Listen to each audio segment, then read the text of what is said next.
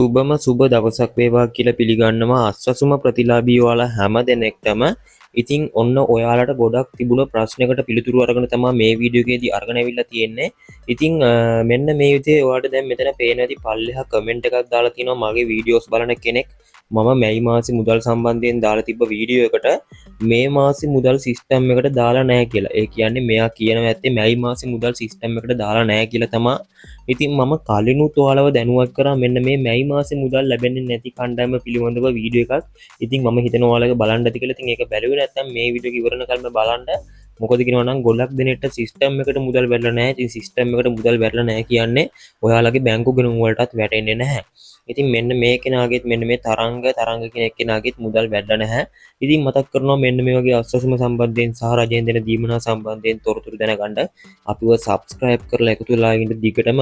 ඉතින් මෙන්න මේ මැයි මාසේ මුදල් ලැබෙන්නේ නැත්තේ ලැබිලා නැත්තේ සිස්ටම් එකටවත් අප්ඩේට්ලා නැත්තේ. ඉතින් ඔයාලා දන්නේ නැති අප්‍රේල් මාසේ අවුරුදු බඩු මල්ලක් ලබා දෙන්න තීරණය කරලා තිබ්බා. ඉතින් ඒ කොහොම වුණත් බඩු මල්ලක් නෙමෙයි ලබා දුන්නේ අස්වසුම මුදල වැඩි කරලා ලබා දුන්නා. ඉතින් 5000 7500 කරා 7500 10000 කරා ඔන්න ඔය විදිහට 10000 ඔන්න ඔය 25000 වෙනකල් වැඩි කරලා ලබා දුන්නා.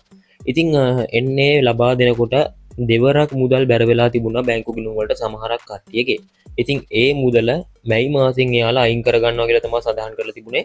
ඉතින් මම දැනුවත් කරා ඔයාලා මේ වීඩියෝස් බලලා නැත්නම් මගේ channel එකට ගිහලා බලන්න අනිවාර්යයෙන්ම. ඉතින් මෙන්න මේක හින්දා තමයි ඔයාලගේ මුදල් මෙන්න මේ විදිහට මැයි මාසේ මුදල් සිස්ටම් එකකටවත් අප්ඩේට්ලා නැත්තේ.